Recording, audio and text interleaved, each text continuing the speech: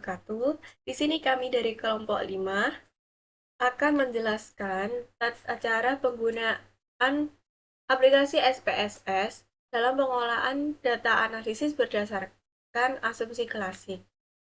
Sebelumnya perkenalkan, nama saya Aida Elvani Emilian. Sebelum kita masuk pada uji normalitas, kita awal mulanya masuk pada linear berganda terlebih dahulu, yaitu kita klik analyze, kemudian pada regression linear. Untuk pada ini itu pada keputusan total keputusan pembelian makanan itu kita pindah pada dependent, kemudian pada kita klik save. Udah, ini tuh sudah tercentang. Ini kita centang unstandard disease, ini tuh kita centang, kemudian kita klik continue. Oke. Nah, muncul tampilan seperti ini, dan pada SPSS juga akan muncul res 1 seperti ini. Untuk uji anak untuk asumsi klasik yang pertama, yaitu kita akan menggunakan uji normalitas. Nah, untuk tata cara pertamanya, yaitu kita akan masuk pada data yang sudah tersedia ini. Kemudian kita mengcopy mulai dari awal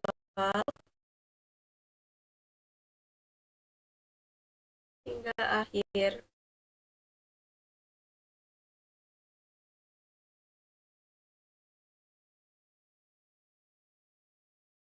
Ctrl C, kemudian kita masuk pada aplikasi SPSS. Pada bagian sini kita klik kanan, paste, maka akan muncul tampilan seperti ini.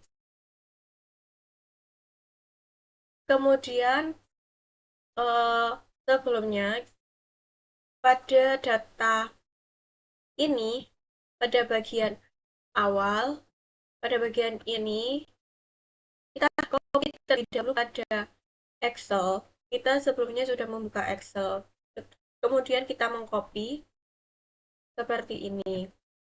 Nah, untuk X1 hingga X9 itu di sini tertera pelayanan, kan seperti ini. X1 hingga 9, X1.1 hingga X1.9 kita copy, kemudian kita taruh di Excel bagian ini. Kemudian untuk X totalnya pada bawahnya X1.9 itu kita kasih keterangan pelayanan dan selanjutnya dan berikutnya. Nah, seperti di sini. Ini tuh sudah tadi saya buat, kemudian kita langsung copy aja untuk mempersingkat waktunya. Kemudian kita kembali kepada SPSS pada variable view. Pada bagian name kita klik, kemudian kita klik kanan, paste. Maka akan muncul tampilan seperti ini. Seperti yang tadi pada Excel tadi. Hasil copy dari data ini. Dari Y2, kemudian ada Y3, kemudian ada Y. Pada Excel tadi itu sudah, pada name sudah berbentuk seperti ini tampilannya, maka pada measure, pada bagian X1.1 hingga X1.9 kita ubah menjadi nominal. Begitu juga semuanya tampilannya kita ubah menjadi nominal kecuali pada pelayanan. Kita ubah menjadi scale. Kemudian varian makanan kita juga ubah menjadi scale. Kemudian untuk harga juga kita ubah menjadi scale. dan juga keputusan kita juga ubah menjadi scale. Untuk semuanya ini yang belum diubah, ini tuh kita ubah menjadi nominal.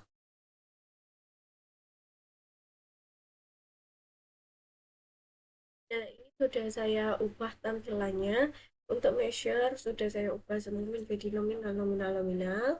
Kecuali pada total, kayak pelayanan, kemudian varian makanan, itu saya ubah menjadi scale. Kemudian pada label juga, itu pada kolom pelayanan, pada X1 hingga X1.9 itu saya ubah menjadi pelayanan 1 hingga 9. Kemudian pada pelayanannya sendiri saya ubah menjadi total pelayanan. Kemudian pada kolom berikutnya yaitu pada X2.1 hingga X2.9 itu saya ubah menjadi varian makanan 1 hingga varian makanan 9. Dikarenakan ini tuh masih masuk pada kolom varian makanan. Nah, untuk varian makanannya sendiri itu saya kasih total varian makanan. Begitu juga selanjutnya berikutnya ini. Kemudian pada data view maka muncul seperti ini. Selanjutnya yaitu kita akan membuat pada uji normalitas. Untuk langkah pertamanya itu kita klik analyze, kemudian non parametric test, kemudian legacy dialog, kemudian kita pilih pada one sample GS. Untuk understanding unstandardized residual itu kita klik, kemudian kita pindah pada tes variabel list. Kemudian oke, maka akan muncul tampilan seperti ini.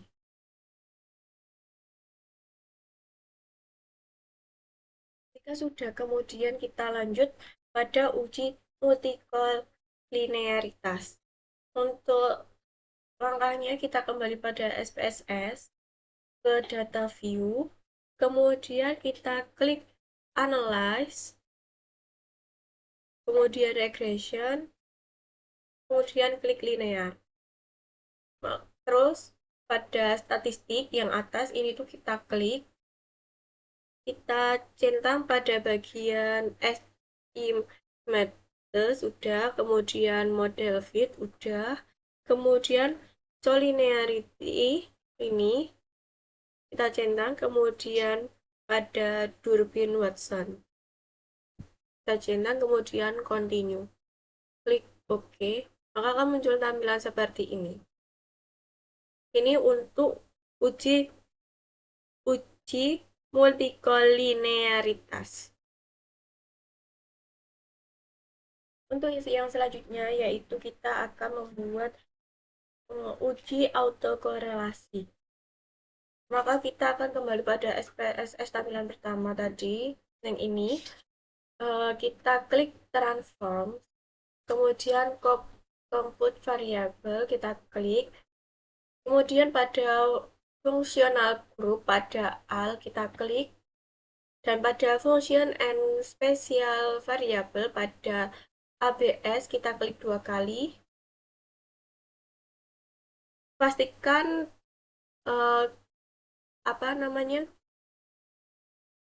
kursornya kita berada pada tanda tanya ini, dan tanda tanyanya udah di blok. Kemudian pada unstandardized residual yang res 2 itu kita klik dan kita pindah ke numeric expression. Kemudian pada target variabel kita akan menuliskan abrasif. Kita pakai huruf besar semua, abrasif. Jika sudah, maka klik OK. Maka akan muncul tampilan seperti ini. Sebentar.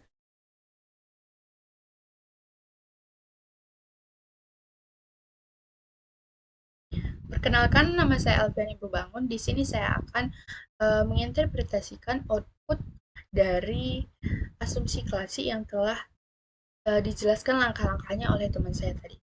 Yang pertama di sini saya akan menginterpretasikan uji normalitas.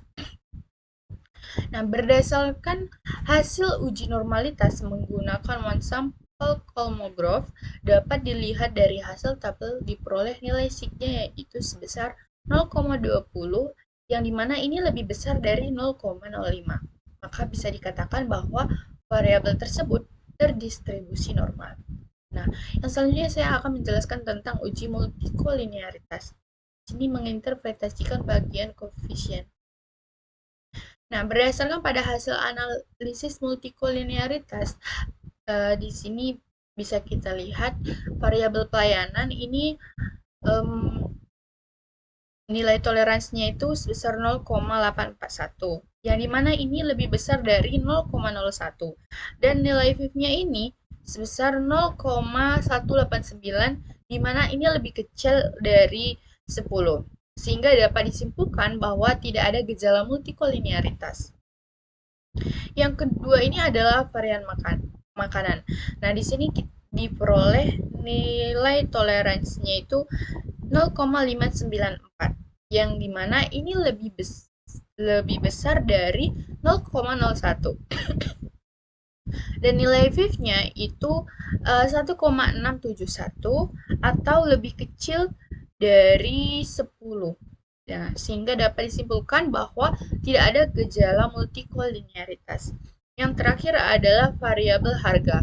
Nah, di sini bisa kita lihat bahwa nilai toleransinya itu adalah 0,539, yang dimana ini lebih besar dari 0,01.